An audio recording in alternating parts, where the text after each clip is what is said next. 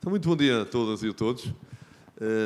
É sempre um encanto voltar aqui ao nosso palco, nesta fase inicial da nossa Feira do Livro 2022 e utilizando pretextos de juntar amigos a olhar para aquilo que queremos fazer no futuro de forma muito ancorada na história ou nas histórias de que somos herdeiros. E é nesse quadro que a Câmara Municipal de Aveiro lançou mãos a um projeto que lhe chamamos Cadernos de Cultura, desafiando um conjunto de pessoas que tiveram a honra de aceitar o nosso convite e constituírem a comissão científica deste projeto e quisemos dedicar este número 2 à cerâmica.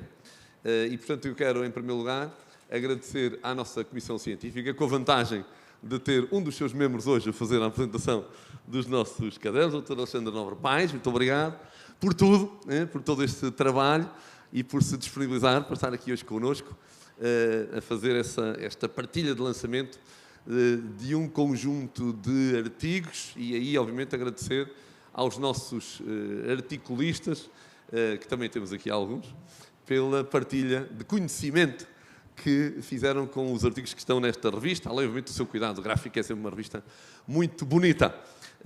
Na nossa primeira edição tivemos aquela capa estranha e enigmática que a esmagadora maioria dos observadores não perceberam, mas que nós depois lá nos fomos esforçando por contar, que era aquela escada que nos leva ao infinito da luz e à impossibilidade de a transpor, porque a tapámos na obra da reabilitação do nosso Távora, do nosso edifício Távora, agora chamado Atlas, e desta vez quisemos ir para algo também belo, mas mais humano, dando a nota de que a mão do homem tem essa capacidade notável de dar formas às coisas, formas às matérias, e a cerâmica é um exemplo muito interessante dessa capacidade da relação das artes, da mão do homem, obviamente na sua plenitude, sempre referenciamos a mão, mas enfim, o homem pleno, a mexer nas matérias para lhes dar formas e cores, enfim, referencialmente belas. E essa lógica do acesso à beleza que a cerâmica nos permite e contar histórias que nos permitem a nós sermos mais conhecedores do mundo em que vivemos, mas com esta aposta. Nós não fazemos exatamente isto para olhar para trás, nós fazemos isto para reforçar as nossas raízes ancoradas no legado de que somos herdeiros para andar para a frente. Essa é a nossa aposta, como é evidente, em todos os trabalhos que queremos continuar a fazer, por exemplo, com a nossa Bienal de Cerâmica Artística, com a nossa candidatura à Capital Europeia da Cultura em 2027, com tantos projetos de que somos gestores, dessa ambição de usarmos toda esta capacidade para estarmos presentes no futuro. E, portanto, deixar essa nota de alegria, de gosto neste projeto. Já estamos a trabalhar, já lançámos a call para a edição número 3 e seguirmos também, porque entendemos que este é mais um instrumento que ocupa um espaço que estava vazio e que tem, de facto, um interesse que vamos reconhecendo a cada passo e, seguramente, aqueles que vão poder pôr a mão a esta edição dos Cadernos de Cultura vão seguramente confirmar aquilo que estou a dizer. Numa nota breve, só dar um abraço ao professor Carlos Moraes, nosso parceiro tão especial de tantos trabalhos, nomeadamente pela obra e pela ação do Instituto Confúcio na sua delegação de Aveiro, bem ancorado na nossa Universidade de Aveiro e nesta partilha que também faremos desta publicação das Rotas da Cerâmica, também nesta relação que vamos aprofundando do Instituto Confúcio, da nossa universidade, com a nossa Bienal e com essa caminhada que queremos aprofundar e desenvolver nos caminhos da cerâmica. Deixem-me dizer assim, embora eu, ainda há bocado estava a comentar com o Dr. Alexandre, sempre me lembro daquela ação, temos que a fazer outra vez, professor, de pormos as cabeças dos dragões nos moliceiros. Ainda por cima, este ano fomos campeões nacionais. É a minha convicção que amanhã conseguiremos ganhar a taça e, portanto, queria desafiá-lo a voltarmos àquela ação que foi muito revolucionária. Foi até, para alguns, um atentado cultural gravíssimo à cultura moliceira, que é muito antiga e muito profunda em todos nós. Mas foi um encanto ver a multiculturalidade que o próprio Moliceiro tem capacidade de acolher com as cabeças dos dragões. E, portanto, fica apenas também este desafio para podermos voltar a dar essa beleza portista aos nossos moliceiros. Portanto, muito obrigado, Sr. Carlos Moraes, muito obrigado, Sr. Alexandre, pela presença, pela partilha, e fica o desafio a todos que estão aqui na sala, que nos acompanham pelas redes sociais, para poderem conhecer estas duas obras magníficas, e para falar um pouco delas, eu vou passar a palavra ao Dr. Alexandre. Muito obrigado pela sua disponibilidade também para estar aqui connosco hoje. Bom, queria agradecer as palavras e a recepção que me foi dada ao Sr. Presidente da Câmara. De facto, é sempre um prazer estarmos associados. E uma palavra também de agradecimento ao Dr. João Marujo e à Dra. Madalena Pinheiro por todo o trabalho de bastidores que tiveram em me trazer aqui e em me acompanhar. Em relação ao Dr. Carlos Moraes, já iremos falar daqui a pouco, quando falarmos da edição, especificamente a edição das Rotas da Cerâmica. É de facto uma grande honra para mim estar a apresentar o número 2 dos cadernos de Cultura, História e Património de Aveiro. É uma edição, quando referiu a questão da mão, a própria capa traduz exatamente essa expressão. É uma fotografia notável de uma mão que é ela própria quase barro, e o movimento do barro, este movimento da peça e da criação, é quase uma transformação, uma metáfora quase do divino da criação, e, portanto, é uma capa muito bem escolhida para estes cadernos. Aliás, como o Sr. Presidente disse, o grafismo da revista é muito atraente, tem ótimas fotografias e é, de facto, um objeto muito apelativo do ponto de vista visual e até do ponto de vista tátil, a própria gramagem do papel, etc. Em relação aos cadernos, temos aqui um trabalho de 5 autoras.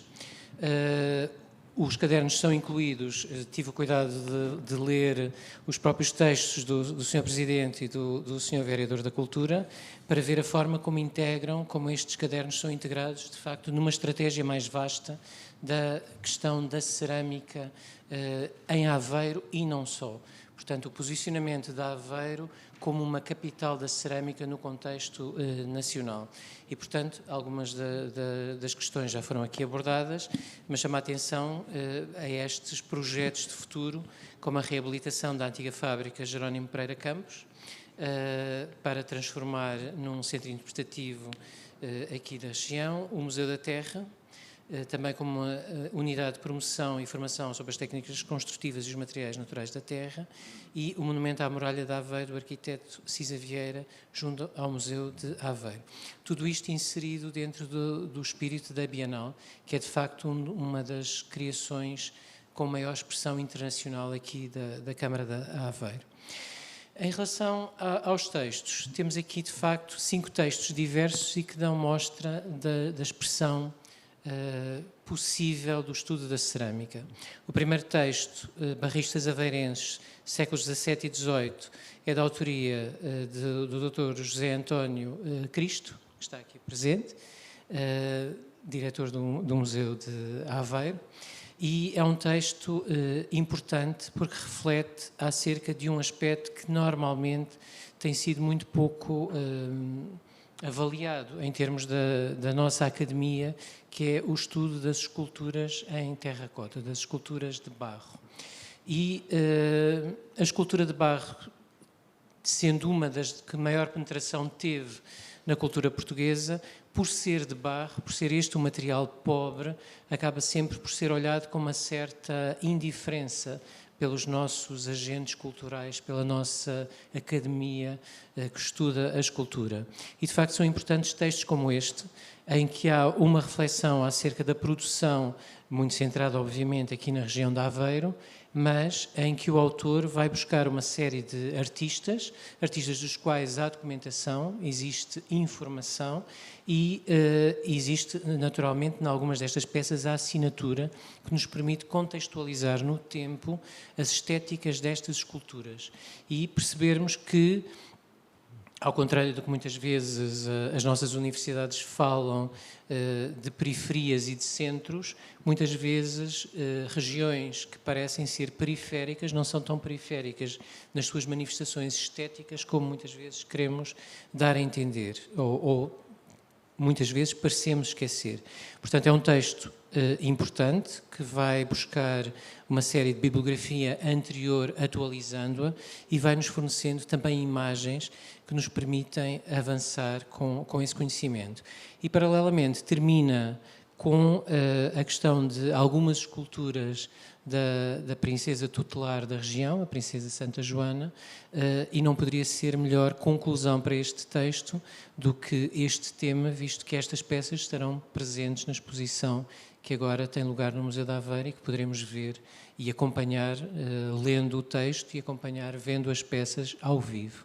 É, portanto, um texto que recomendo para todos aqueles que têm apreço pela escultura cerâmica. O segundo texto do professor Manuel Ferreira Rodrigues, do Departamento de Educação e Psicologia da Universidade de Aveiro, é seguramente um texto que vai ser um texto de referência. É um texto que tive a oportunidade de ler quando, sendo revisor da revista, e de facto imediatamente sobressai toda a solidez da investigação efetuada, não só do ponto de vista documental, em termos de fotografias, como depois temos aqui a oportunidade de ver, mas toda a informação que o texto congrega em si. É um texto importante, em que o autor foi buscar não só bibliografias já de outros autores, mas também foi buscar fontes e disponibiliza aqui uma série de informação acerca dos mais importantes centros de produção da região de Aveiro. Dando início, obviamente, no texto, com uma fábrica que é a mais conhecida, a primeira fábrica aqui da região, que é a Fábrica de Louça Fina do Cojo, fundada em 1774, mas seguramente com base numa unidade fabril anterior. Numa unidade fabril não propriamente, numa unidade de produção anterior.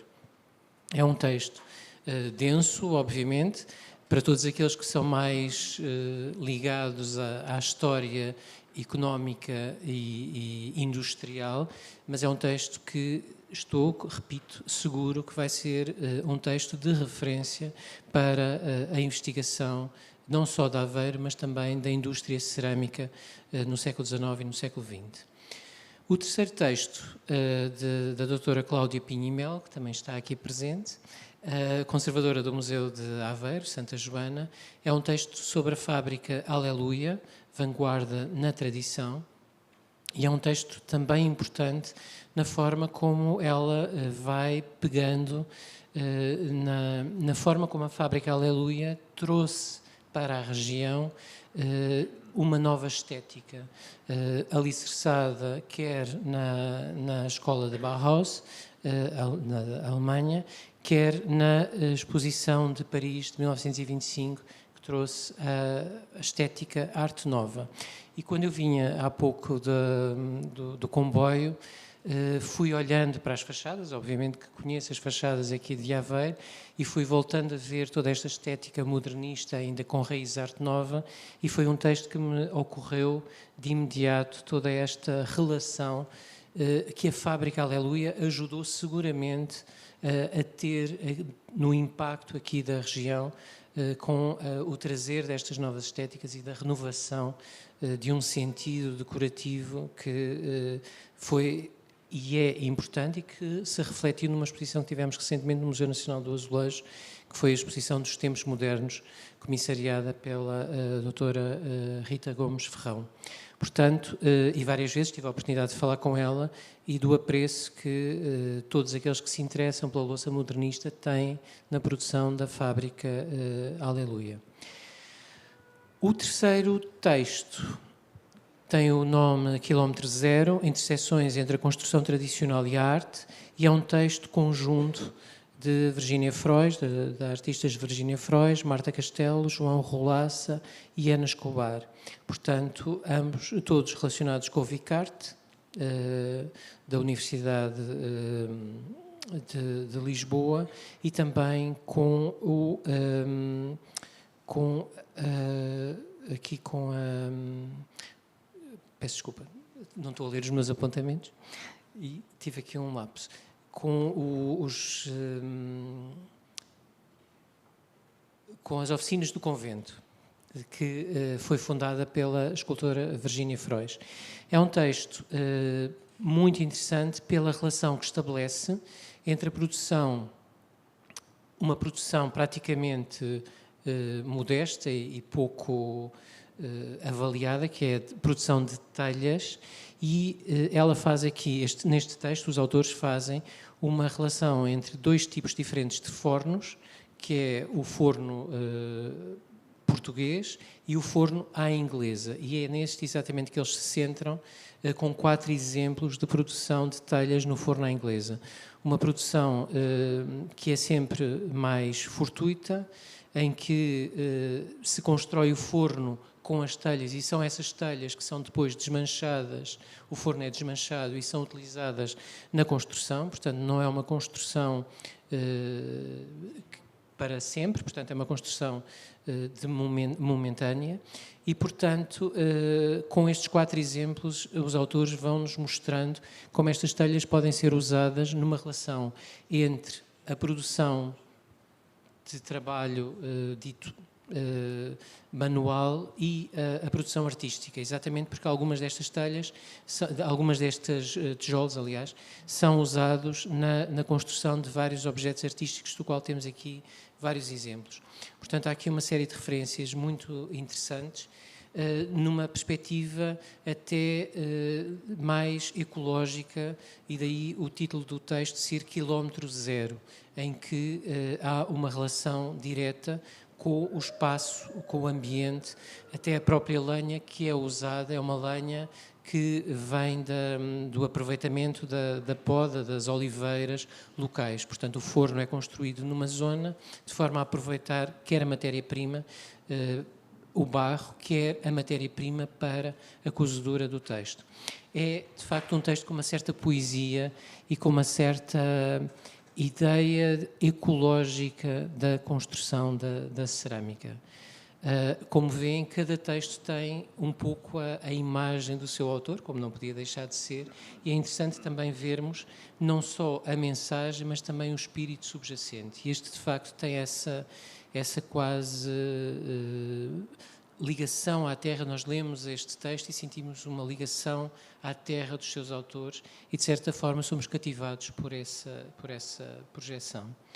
O último texto desta edição, Cerâmica Criativa Portuguesa e os Desafios a Médio Prazo, de José Luís de Almeida e Silva, que é diretor executivo da Associação Portuguesa das Cidades e Vilas de Cerâmica e membro efetivo da Academia Internacional de Cerâmica. É um texto muito interessante pela forma como traz à reflexão a questão da produção da cerâmica decorativa.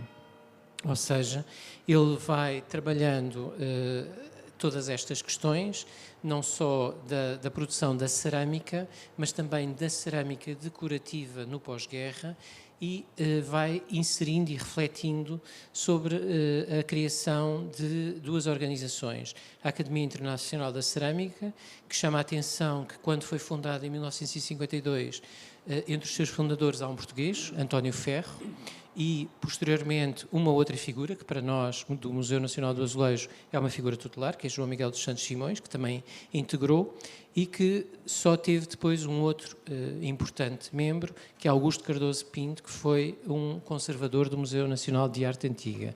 E durante muito tempo a presença portuguesa esteve quase ausente desta estrutura, que é de facto uma estrutura que vai ser a estrutura principal para a questão da divulgação e a organização da cerâmica na Europa.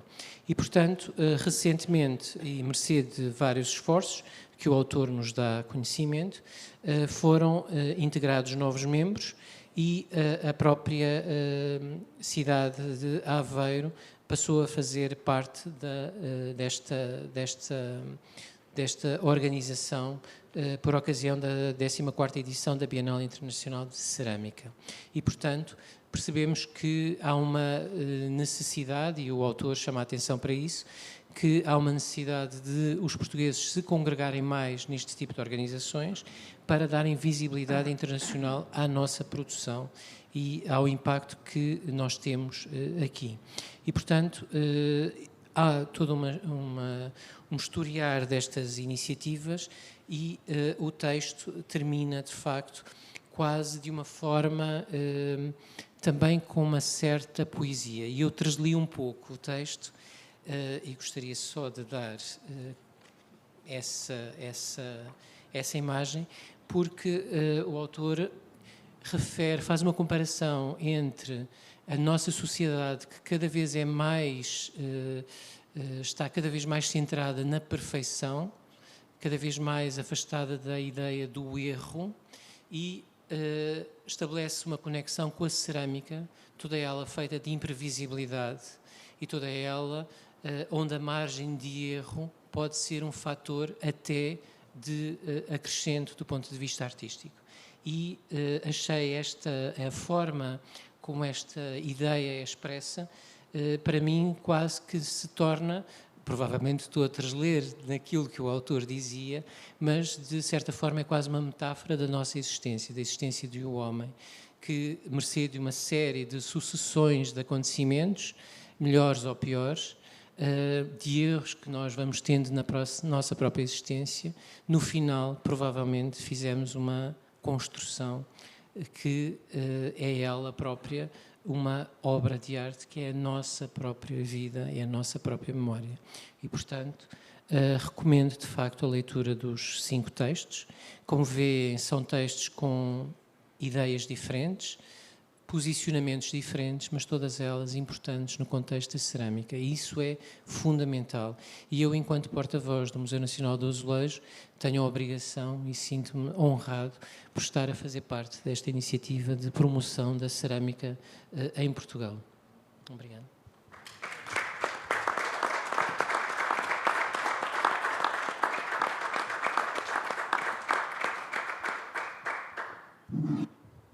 Muito obrigado. Sr. Carlos Moraes, a palavra é sua.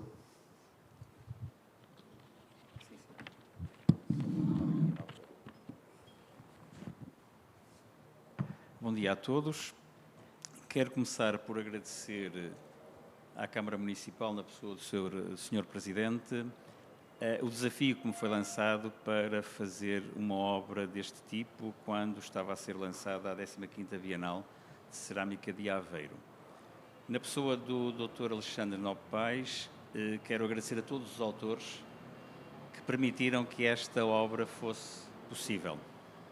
E abrindo um parênteses, devo dizer ao Sr. Presidente que o desafio está aceito, porque a ideia provocadora de 2018, de 16 de junho de 2018, que causou grande alvoroço na cidade, ou algum alvoroço, grande não direi, mas algum alvoroço na cidade, tinha como objetivo apenas sublinhar a interculturalidade, ou seja, o objetivo de construir pontes, de fazer aproximações entre duas culturas que são distantes, mas que têm muitos pontos de contacto. E na altura lembro-me de dizer que fiz mais não direi também, porque seria ousadia da minha parte, mas fiz muito pela divulgação da cidade de Aveiro na China, uma vez que na altura estava cá a CCTV, que fez um breve apanhado de imagens da cidade de Aveiro, que foram transmitidas em horário nobre na China no dia 18 à noite, ou dia 19, talvez.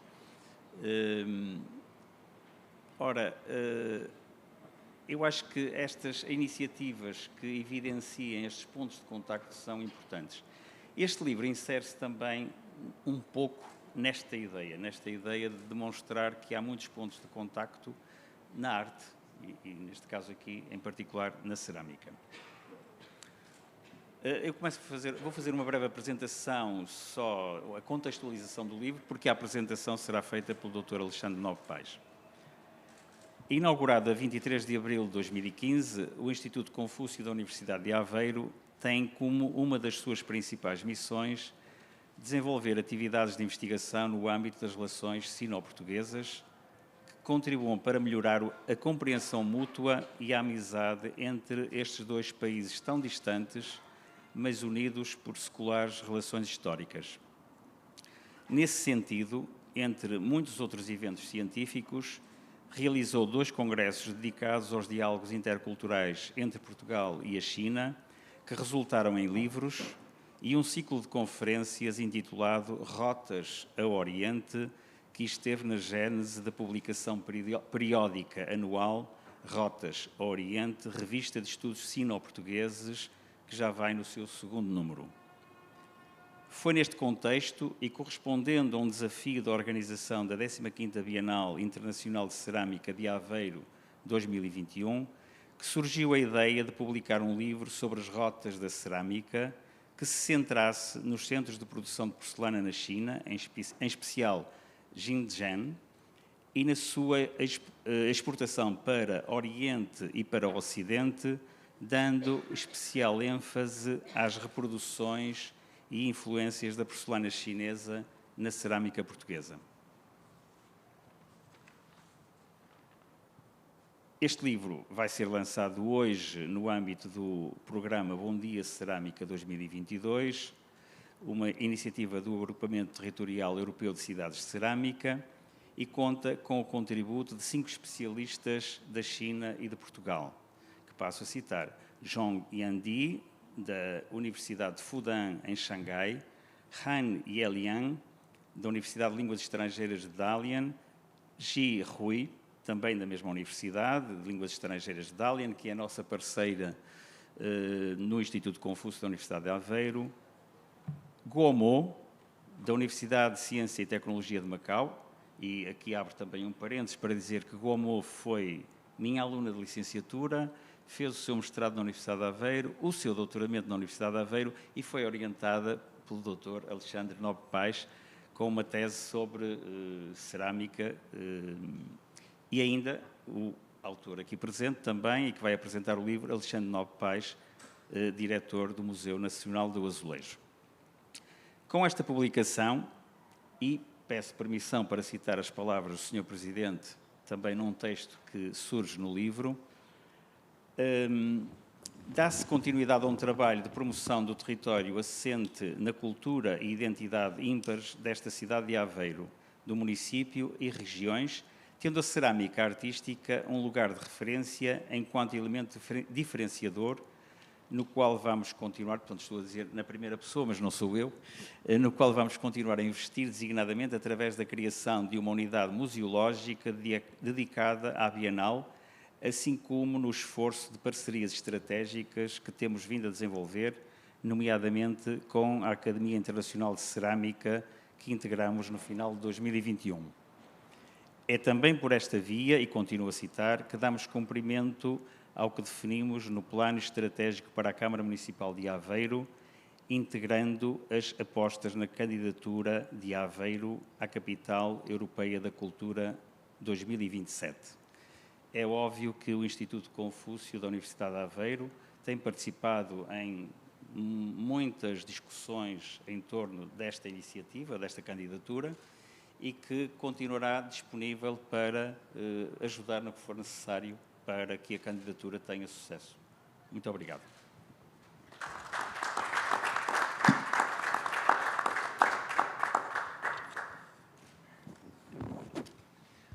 Muito bem. Estamos agora com um outro lançamento, mas numa ótica diferente. Este é um produto, de facto, vou já saltar uma série de coisas que iria dizer, porque o professor Carlos Moraes já o referiu, e gostaria muito de agradecer publicamente ao professor Carlos Moraes todo o trabalho que teve com a edição deste livro e a paciência que teve com tudo o que envolveu esta edição, que não foi fácil, mas é de facto uma edição muito importante, porque, conforme vemos, dela constam 4 autores chineses, 4 autores orientais. E, de facto, a bibliografia nacional, quer mesmo a bibliografia europeia, não é muito fértil do ponto de vista de lá em relação à persona da China. O que normalmente nós possuímos e podemos ter disponível é sempre a perspectiva de europeus acerca da porcelana da China. E, portanto, esta é também uma obra que, quando o professor Carlos Moraes me abordou no sentido de também dar o meu contributo, acolhi com entusiasmo, porque será uma obra absolutamente fundamental para nós termos esta perspectiva, porque temos a perspectiva em primeira mão do que é a produção da porcelana da China. E daí também a escolha de toda a edição estar em inglês e não em português. Obviamente porque percebemos que será um livro de importância até internacional, porque a maioria dos textos que nós conhecemos da China, feitas por investigadores chineses, estão em chinês. E, portanto, não será tão fácil, pelo menos para nós, termos acesso a ela. E, portanto, temos aqui vários textos. O primeiro texto, eu vou dar a tradução em português, para não estar aqui a dar a tradução, a fazer o título em inglês, que é a porcelana da China, produção e exportação da Jingazheng, das porcelanas de Jingazheng, durante as dinastias Ming e Qing, do professor, vamos ver se eu consigo dizer, Zhong Yongdi, mais ou menos. Professora, sim, peço desculpa. E, portanto, é um texto muito interessante, faz-nos a contextualização desta região, que é Jingazheng, que é a principal região da China na produção da porcelana.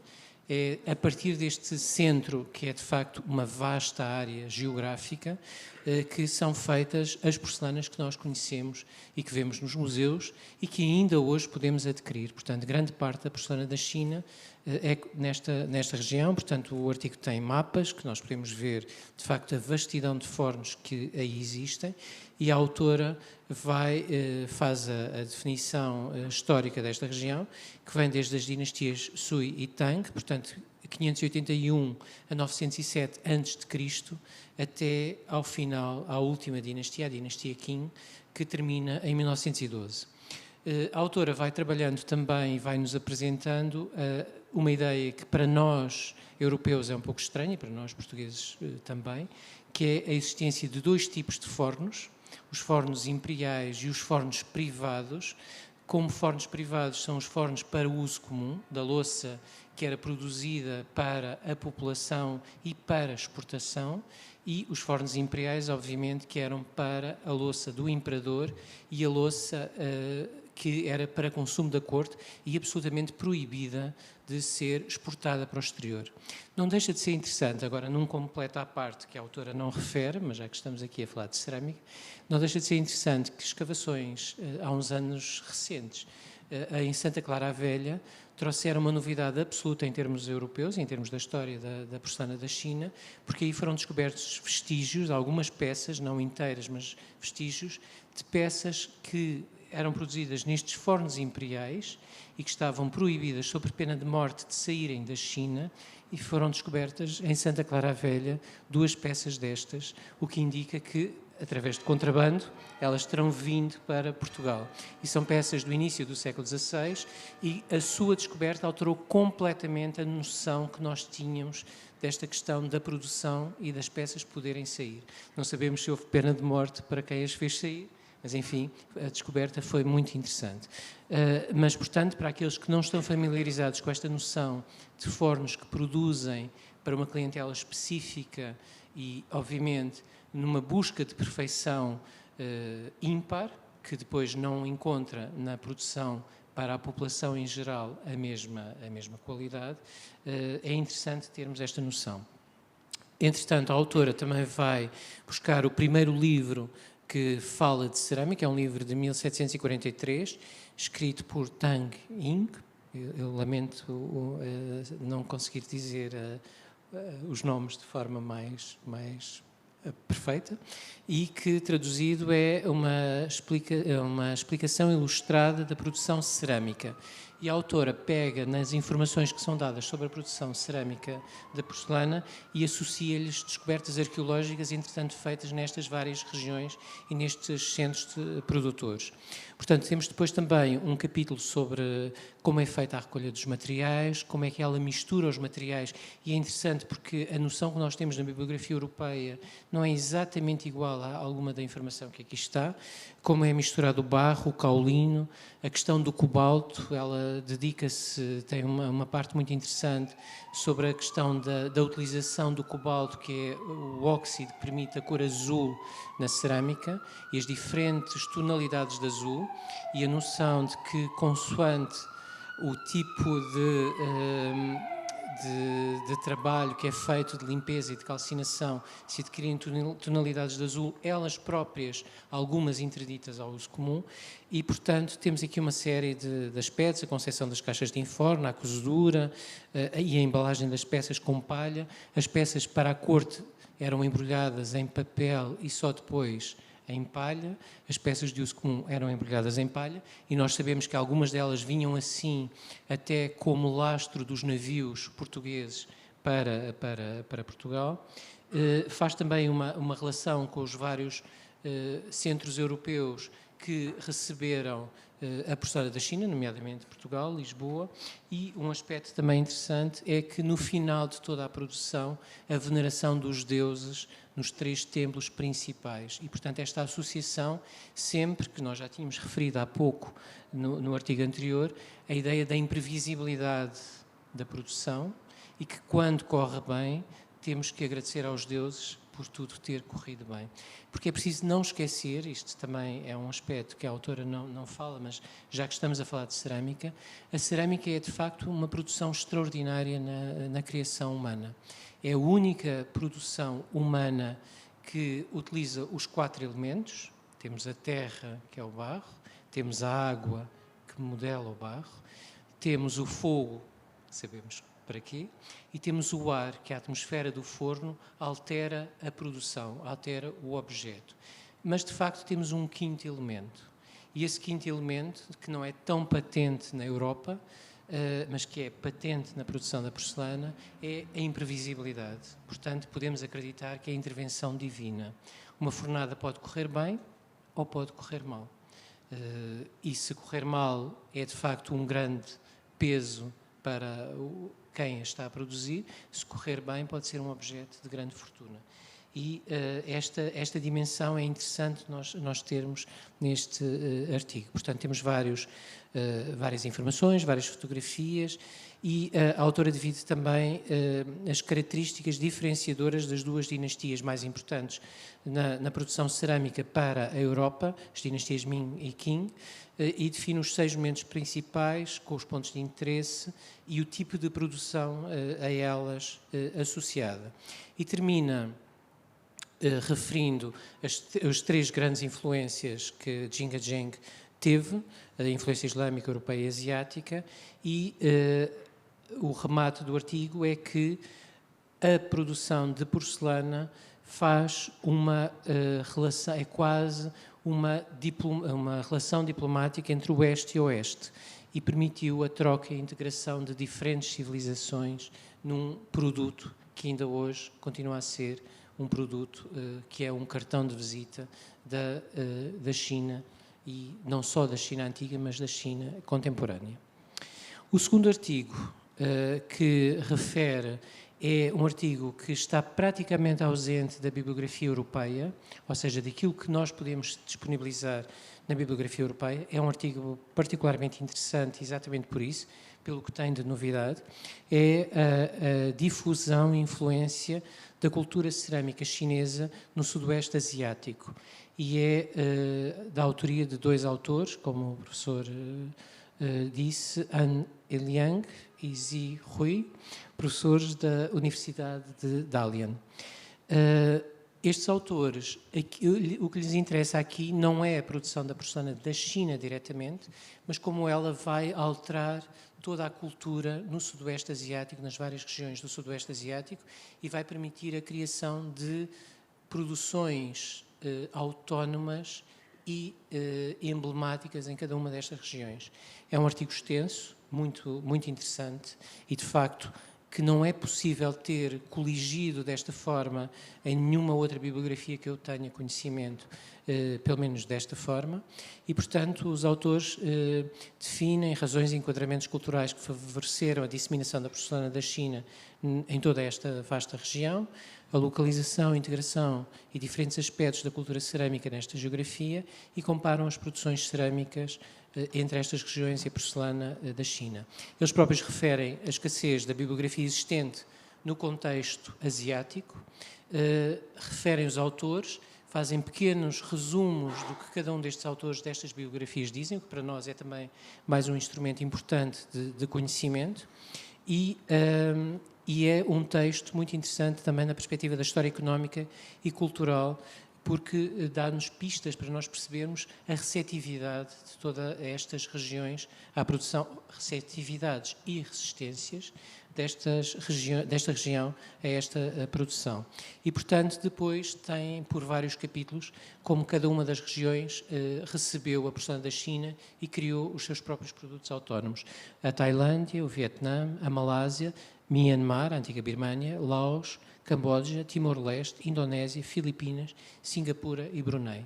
É muito interessante e exatamente chama a atenção até para algumas produções que até recentemente não havia noção exata de onde é que era a região, o centro produtor que as manufaturou e que através de investigações arqueológicas, de escavações arqueológicas, neste momento é possível saber.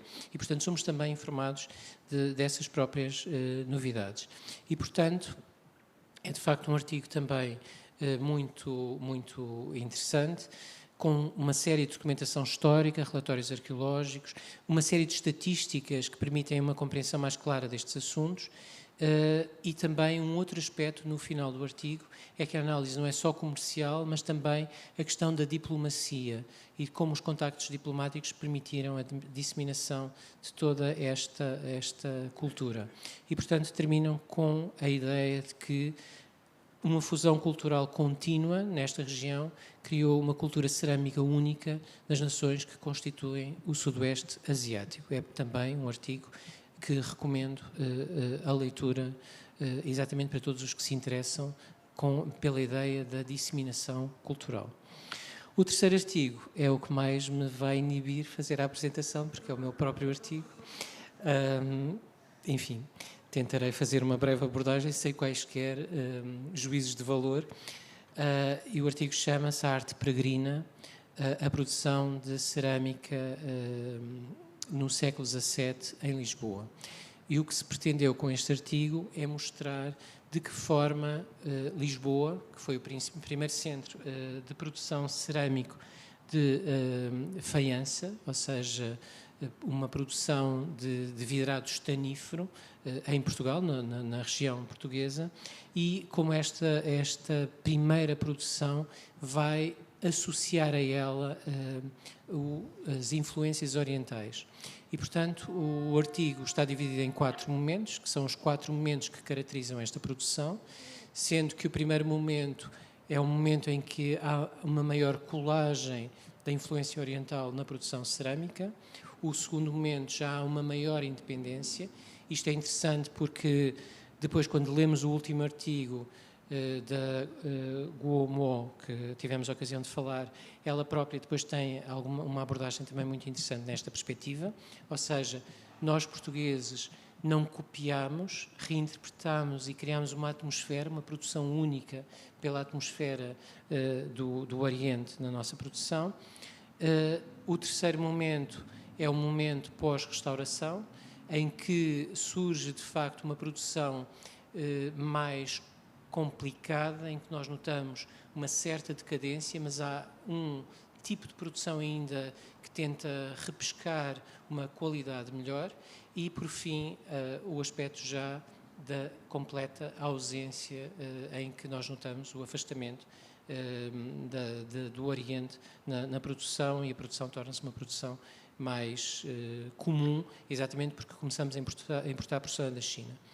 O aspecto que eu penso que pode também ser interessante neste artigo é o facto, praticamente desconhecido, que a produção cerâmica de Portugal, a produção de Lisboa, teve uma dimensão internacional praticamente desconhecida. Ou seja, as oficinas de Lisboa souberam de forma inteligente criar produtos específicos para mercados específicos.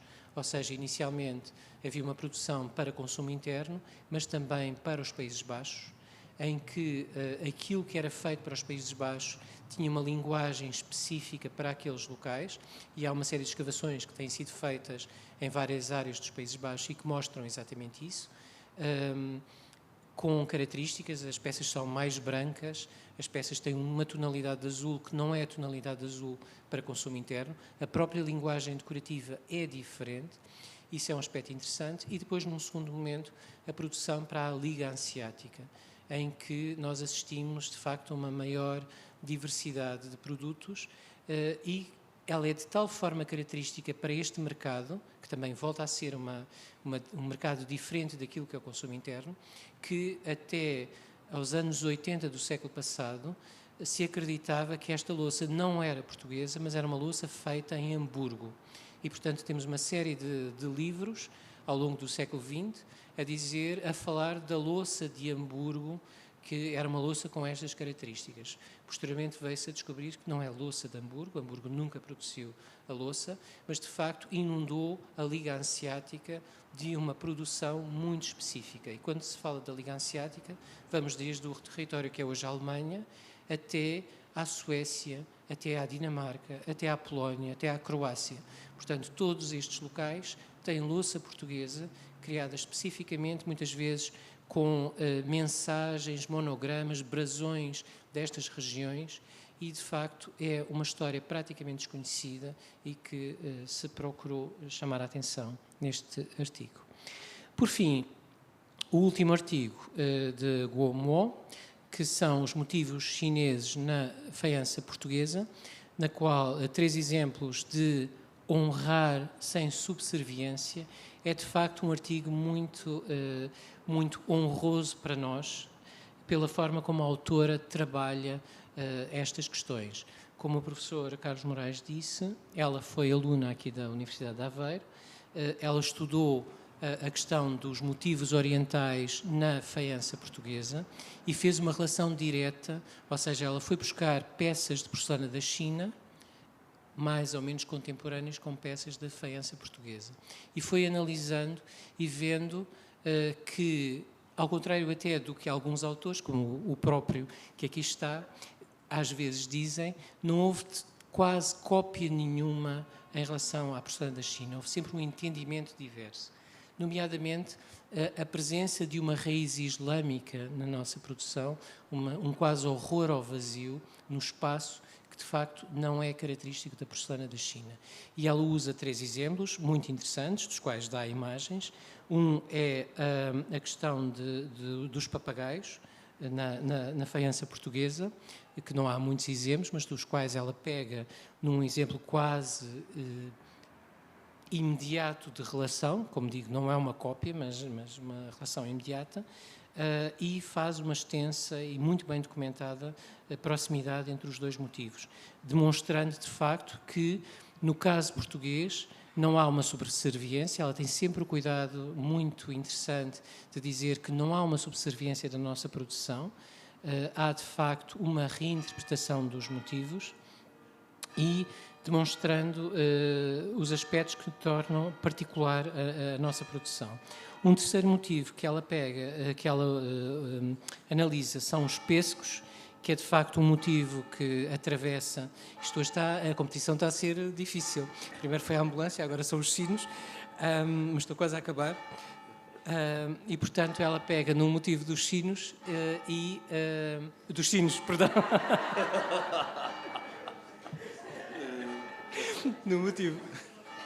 no motivo dos pêssegos, e analisa, quer na perspectiva oriental, quer na perspectiva da China, e a presença tem sempre o cuidado de analisar cada motivo e dar a definição simbólica desses motivos na porcelana da China, e analisa também se alguns deles não poderão ter uma mesma reinterpretação simbólica na faiança portuguesa. Isso também é um aspecto interessante. E, por fim, faz uma análise da figura humana na faiança portuguesa, pegando num prato do Museu Nacional Soares dos Reis, que ela considera que é daqueles que está mais próximo, mais uma vez, não é uma cópia, uma reinterpretação, mas uma reinterpretação muito abalizada daquilo que é o tema na porcelana da China e que tem a ver com a questão de um tipo de representação que é a questão do que ela chama o exame imperial, ou seja, que é uma série de testes que eram executados para que fossem selecionadas pessoas para servir na corte imperial. E isto era, de facto, uma espécie de exame de tal forma importante que é retratado na porcelana da China e que ela acha que nesta peça é particularmente interessante porque reflete quase que um reconhecimento, como não é uma cópia, um reconhecimento daquilo que está a ser representado. E, portanto, termino com as palavras da Guo Mo, que diz que os artífices portugueses procuraram a sua inspiração na porcelana da China e trouxeram com a sua imaginação e improvisação à faiança portuguesa uma produção que honra sem ser subserviente à porcelana, criando algo que é exótico, mas compreensível e, mais importante, construindo um produto que possui uma identidade artística que é absolutamente insubstituível. E, portanto, a faiança portuguesa, na era corrente da globalização, continua a ser um testemunho sem tempo da relação entre a China e Portugal, a cultura lusa. Um incrível diálogo intercultural. E, portanto, acho que é, de facto, uma edição muito importante para nós termos esta noção do que é a nossa produção e aprendemos a valorizá-la mais do que temos feito até aqui. Obrigado.